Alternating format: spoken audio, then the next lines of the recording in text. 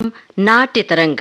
नाट्य तरंग कार्यक्रम में आज आपको सुनवा रहे हैं नाटक काशीनाथ का दूसरा भाग। मूल बंगला कहानीकार हैं शरद चंद्र, हिंदी रेडियो नाट्य रूपांतरकार भारत रत्न भार्गव, निर्देशक सत्येंद्र शरद।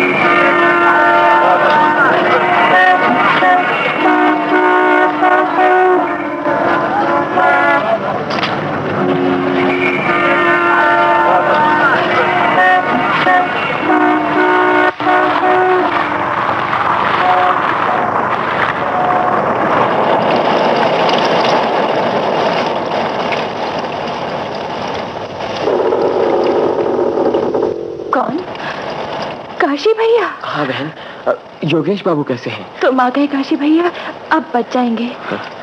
2 दिन से होश नहीं आया। अरे तुम तो सारे भीग गए हो, कहीं रुक जाते ना। अरे रुकने से ज्यादा नुकसान हो सकता था बिंदु, मेरे भीगने से इतना नहीं हुआ। काशी भैया कपड़े तो बदल लो। क्या बीमारी बताई डॉक्टर ने? अलग अलग राय हैं डॉक्टरों की। तो निमोनिया का इलाज चल रहा है। कौन सी दवा दे रही हो? 3 घंटे के बाद से ये दवा दे रही हूँ। और खाने को? डॉक्टर ने फलों का रस बताया है, लेकिन हाँ, मेरे झोले में बेदाना और मौसमी रखी हैं, उनका रस निकाल लो। मैं किसी अच्छे डॉक्टर को बुलाने जाता हूँ। और सुनो, होश आए तो ये दवा दे देना गर्म पानी के साथ। काशी भैया रो मत बहन, चुप हो जाओ, भगवान सब ठीक करेंगे। धीरज रखो, तुम रस निकालो, मैं अभी आता हूँ।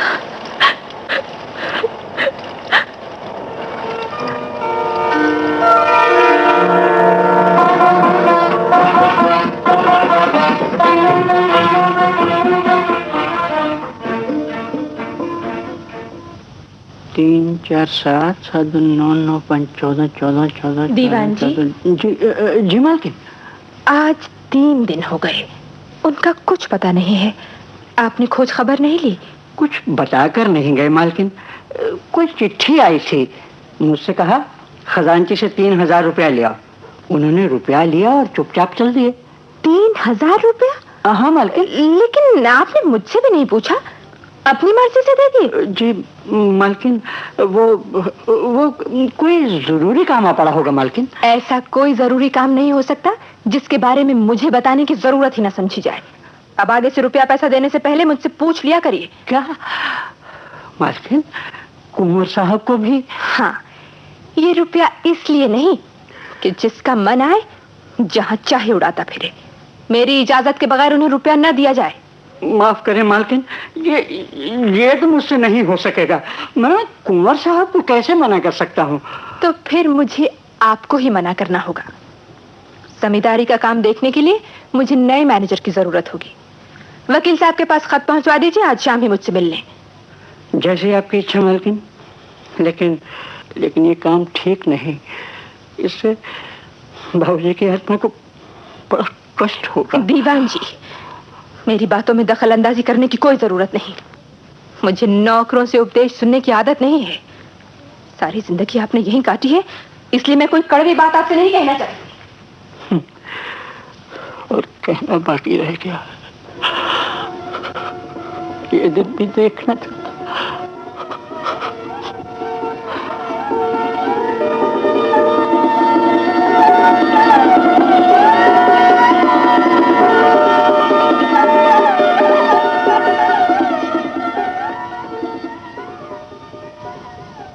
बिंदु बहन। आए काशी भैया। बिंदु, डॉक्टरों का कहना है योगेश बाबू के लिए आबो हवा बदलना बहुत जरूरी है। तो भैया गांव चले? गांव? लेकिन वहाँ इलाज नहीं हो सकेगा, पूरी दवाइयाँ भी नहीं मिलती बहन। तुम सारा सामान बांध लो, हमें आज ही वैद्यनाथ जाना होगा। वैद्यनाथ? काशी भैया वहाँ तो बहुत रुपया खर्च हो जाएगा। उसका इंतजाम मैं करके आया हूँ बहन, तुम किसी बात की चिंता न करो। लेकिन भैया, वैद्यनाथ की बजाय अगर हम... बिंदु, ये बहुत नाजुक वक्त है, ऐसे मौकों पर रुपया नहीं देखा जाता। मैं जैसा कहता हूँ करो। तो ज्यादा सामान लेने की क्या जरूरत है? नहीं, हमें वहाँ 2-3 महीने रहना पड़ सकता है, इसलिए जरूरत का सभी सामान ले चलना ठीक है। ठीक है काशी भैया। अच्छा, तुम तैयारी करो, मैं अभी आता हूँ। अच्छा।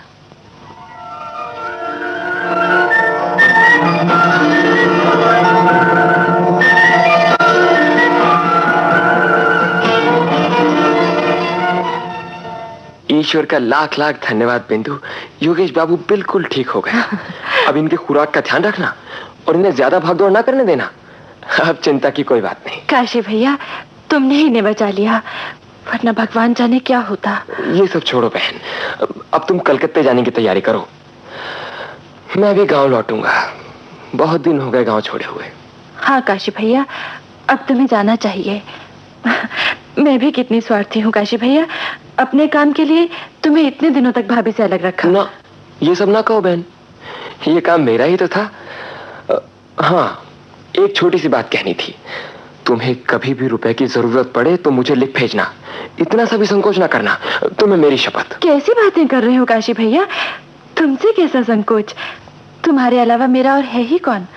तो वचन देती हो ना? हाँ काशी भैया, वचन देती हूँ। बिंदु। काशी भैया।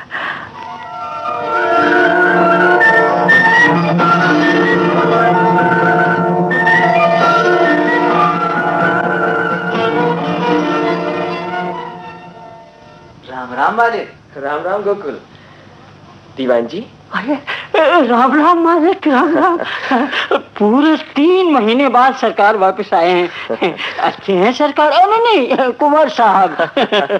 हाँ दीवान जी, अच्छा हूँ, आप ठीक हैं? हाँ कुंवर साहब, आप अच्छे हैं तो हम सभी अच्छे हैं। किसी जरूरी काम से गए थे मालिक?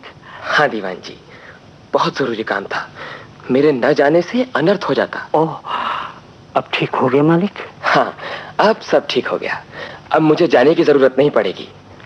बैठिए दीवान जी। दीवान जी, आप कौन हैं? क्या किसी काम से आए हैं? यही मेरा सवाल है, क्या आप यहाँ किसी काम से आए हैं? नहीं नहीं, काम कुछ नहीं, सिर्फ कामकाज देखने आया हूँ। विजय बाबू, आप हमारे जमाई साहब हैं। अच्छा अच्छा, माफ कीजिए, मैंने पहले आपको कभी देखा नहीं, इसीलिए। नहीं नहीं, कोई बात नहीं। मैनेजर साहब, आपको मालकिन भीतर बुला रही हैं। अच्छा गोकुल, माफ कीजिए, मैं अभी आया। कोई बात नहीं। दीवान जी। जी। ये कौन है? नए मैनेजर विजय किशोर दास बीए, कलकत्ते से आए हैं। किसने रखा है इन्हें? और कौन रखेगा हुजूर। ओह, बहुत कुछ बदल गया है। और आप? बस कुंवर साहब, इस हवेली की जितनी चाकरी करनी थी कर रही। अब तो राम नाम लेने के दिन हैं, सो ले रहे हैं। तो सारा काम विजय बाबू ही देखते हैं? जी हाँ कुंवर साहब, मालकिन की मर्जी के मुताबिक वही सब काम करते हैं। ठीक है।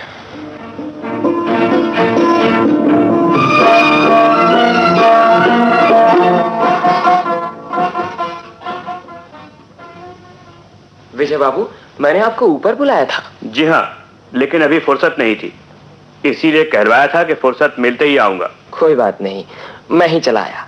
मुझे 500 रुपए चाहिए, फुर्सत मिलते ही ऊपर भिजवा दीजिएगा। किस लिए चाहिए? ये जानने की आपको जरूरत नहीं। माना कि जरूरत नहीं, लेकिन मालकिन की इजाजत के बगैर मैं कैसे दे सकता हूँ? मेरा कहना ही शायद काफी होगा, दूसरी इजाजत की भी जरूरत है क्या? हाँ है। विजय बाबू।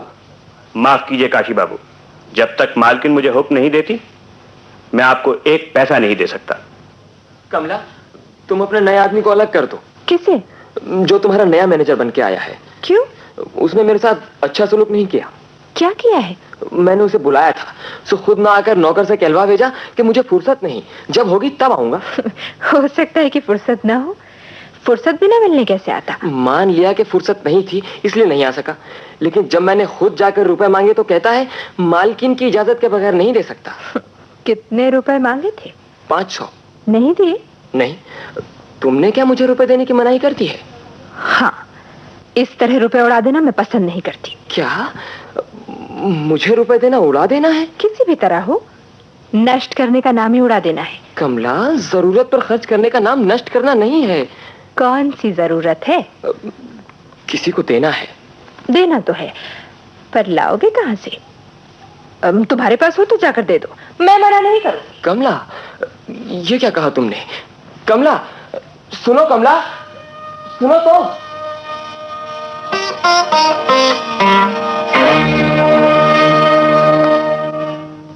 दीवान जी। हुजूर। ये लीजिए घड़ी, अंगूठी और ये सोने की चेन। जी। इन्हें बाजार में बेच दीजिए।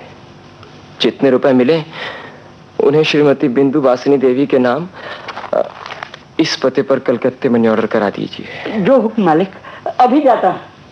बिंदु बहन, अब और मत मांगना।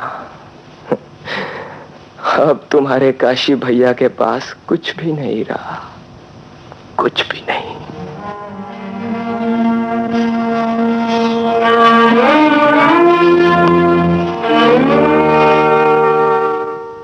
अन्नदाता, अन्नदाता, ब्राह्मण फरियाद लेकर आया है।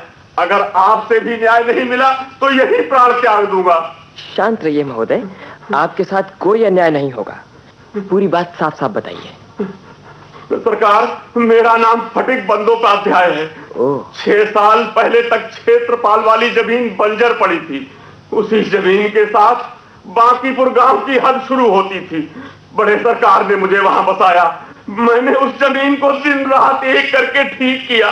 मेरी लगन देखकर बड़े सरकार ने वो जमीन मुझे दे दी थी, लेकिन मेरे नाम पट्टा नहीं लिखा था। हाँ, मुझे अच्छी तरह याद है। बाबूजी ने वो जमीन आपको दे दी थी। सरकार, आप धर्मात्मा आदमी हैं।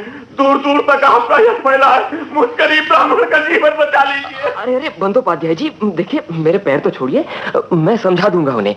आपकी जमीन कोई नहीं छीनेगा। नहीं सरकार, बात घर में नहीं रही, अदालत तक क्या पहुंची है। क्या?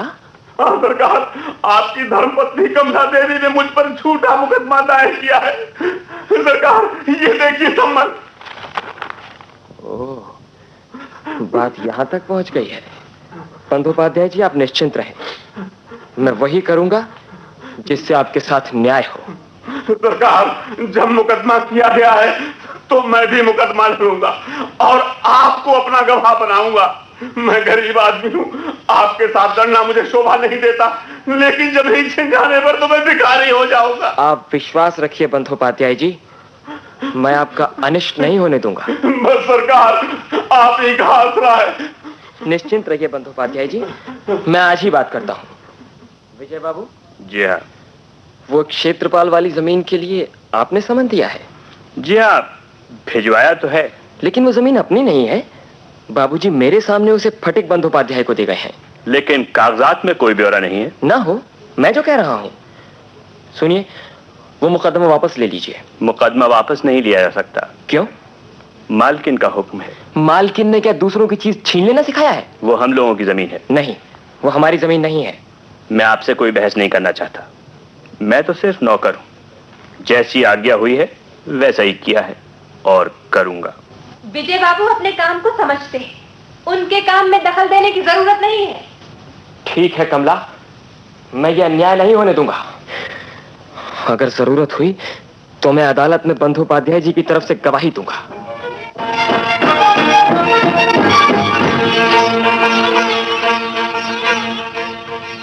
आ गए?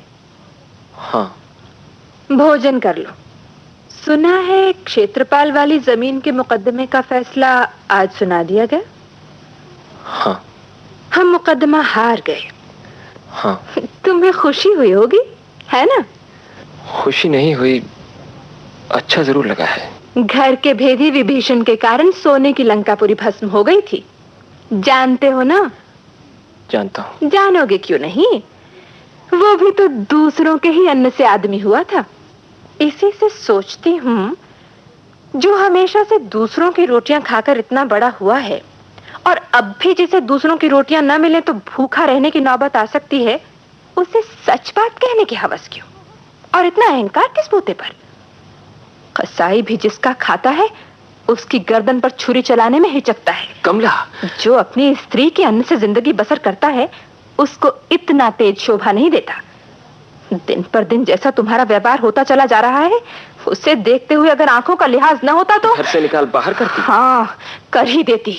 कमला, मैं पहले कभी तुम पर गुस्सा नहीं हुआ, कभी मैंने तुमसे कोई कड़वी बात नहीं कही, मगर तुमने आज जो बात कही, इससे पहले ऐसी बात शायद किसी ने मुझसे नहीं कही।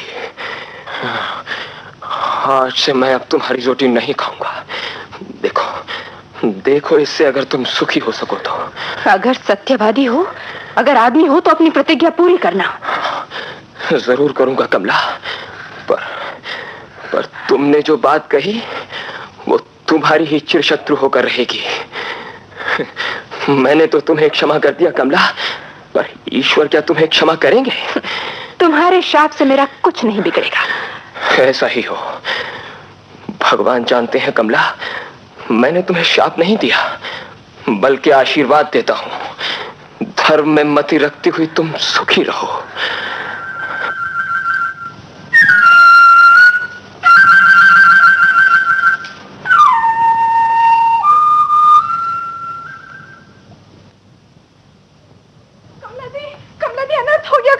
क्या हुआ अन्नदा? नीचे चलो दी, कौन साहब का किसी ने खून कर डाला।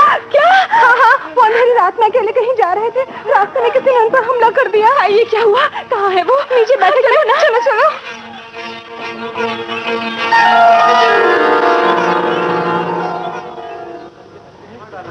पूरी तरह लहूलुहान कर दिया। राम राम, अनर्थ हो गया। ऐसे देवता पुरुष के ऊपर किस नीच का हाथ उठा? जरूर किसी ने दुश्मनी निकाली। मैं एक एक को देख लूंगा, फांसी पे चढ़वा दूंगा। कुछ कीजिए मैनेजर साहब। भगवान इनके प्राणों की रक्षा करे। हटो हटो हटो हटो, सब लोग बाहर आ जाओ, मालकिन आ रही हैं। क्या हुआ इन्हें? क्या हुआ? हटो। अरे मालकिन बेहोश हो गई। बेहोश हो गई। पानी लाओ, पानी लाओ।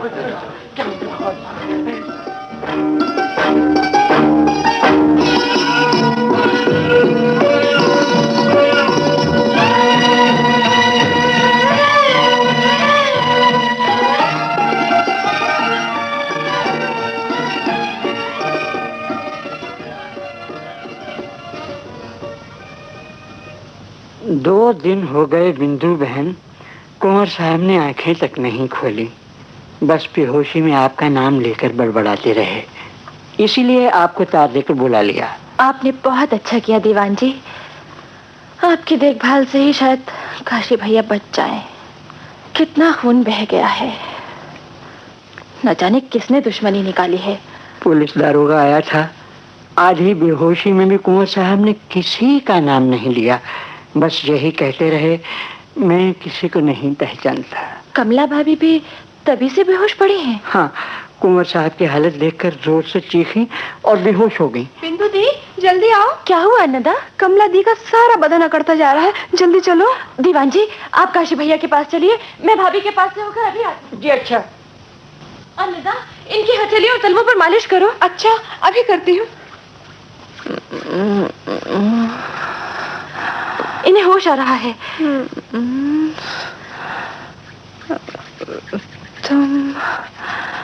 तुम कौन हो? मैं बिंदु वासिनी हूँ भाभी, तुम्हारे पति की बहन। बहन बिंदु वासिनी? भाभी। नाना जी,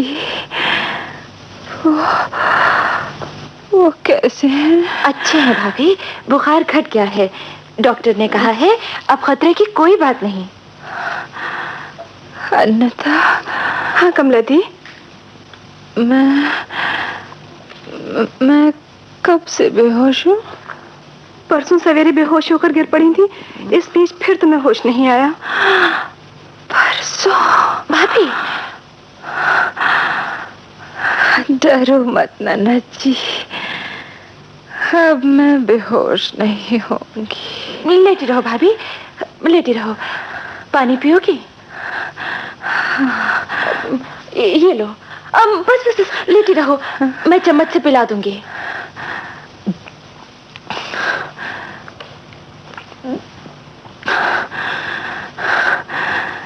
नन्ना जी, आपने कितनी सेवा। कमला दी, इन्होंने दोनों की बहुत सेवा की है। 2 दिन से ना कुछ खाया है ना आराम ही किया है। एक पैर कुंवर साहब के कमरे में तो दूसरा यहाँ। 2 दिन से इन्होंने पलक भी नहीं झपकाई है। नन्ना जी, आपने बहुत उपकार किया है। मुझे अभागिन का स्वाब बचा लिया। नहीं भाभी, मैंने तो सिर्फ अपना कर्तव्य निभाया है। तुम और भैया अच्छे हो जाओगे तो समझूंगी मेरा जीवन सफल हुआ। नन्ना जी, उन्होंने मेरे बारे में कुछ पूछा था? हाँ भाभी, एक बार कहा था, बताओ कमला, ये तुमने तो नहीं किया? भाभी, वो किस काम के लिए पूछ रहे थे? मैं जानती हूँ नन्ना जी, मुझे उनके पास ले चलो। नहीं नहीं भाभी, अभी नहीं। डॉक्टर ने मना किया है, तुम्हारे जाने से हानि हो सकती है। नन्ना जी, मुझे जाना ही होगा। भाभी, होश आने पर वही सवाल वो फिर करेंगे, मुझे ही उसका जवाब देना होगा। चलो नन्ना जी, अन्नदा, मुझे उनके पास ले चलो। चलो दे, चलो।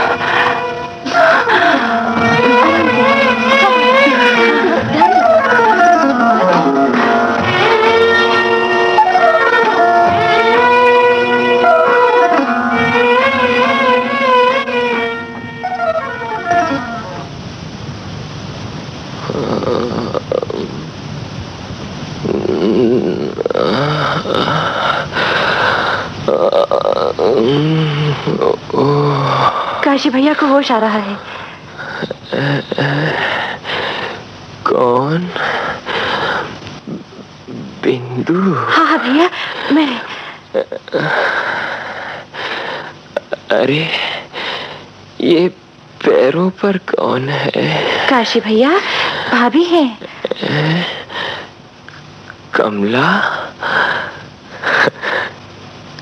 कमला, तुम यहाँ क्यों आई? तुम्हें देखकर अपने को संभाल नहीं सकी काशी भैया, चक्कर खाकर गिर पड़ी है। ओह कमला, उठो उठो कमला। मैंने तो इन्हें आने के लिए मना किया था, लेकिन ये नहीं मानी। हाँ बहन, यहाँ नहीं आना ही इसके लिए अच्छा था। अच्छा तो था भैया, लेकिन ये हो कैसे सकता था? तुम अच्छे हो जाओ, पर भाभी की ये 2 दिन किस तरह बीते हैं ये मैं जानती हूँ या भगवान जानते हैं। शायद वो खुद भी नहीं जानते। हे भगवान, तू बड़ा दयालु है। कमला, कमला, हे कमला, उठो। तुमने मेरा जीवन बचा लिया कमला। भैया, तुम जो बात मुझसे पूछ रहे थे ना, भाभी उसका उत्तर देने तुम्हारे पास आई है। नहीं बिंदु, अब उसकी कोई जरूरत नहीं। इन 2 दिनों तक ये जो बेहोश पड़ी रही, उसी से मुझे जवाब मिल गया। कमला, कमला, ए कमला, उठो उठो कमला। अब मैं नहीं मर सकता कमला, नहीं मर सकता।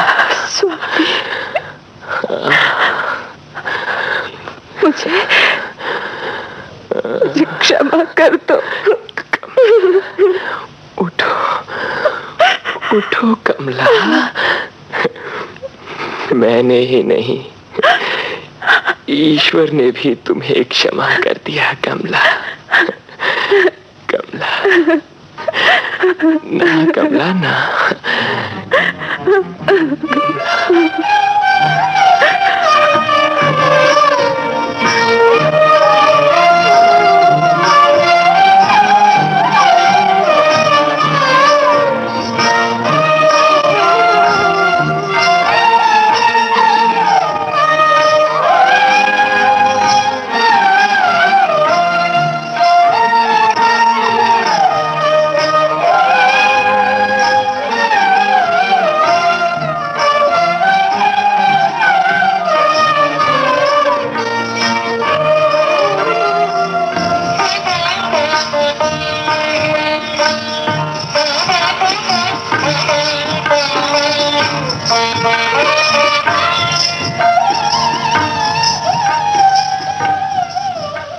काशीनाथ।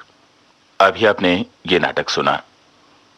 मूल बंगला लेखक थे शरद चंद्र चट्टोपाध्याय, रूपांतरकार भारत रत्न भार्गव।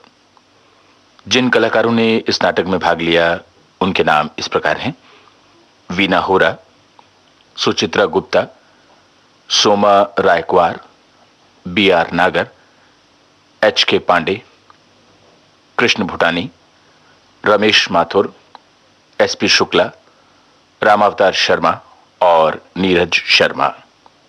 प्रस्तुति सहायक थे गोपाल सक्सेना, प्रस्तुतकर्ता सत्येंद्र शरत। यही था नाटक का दूसरा और अंतिम भाग।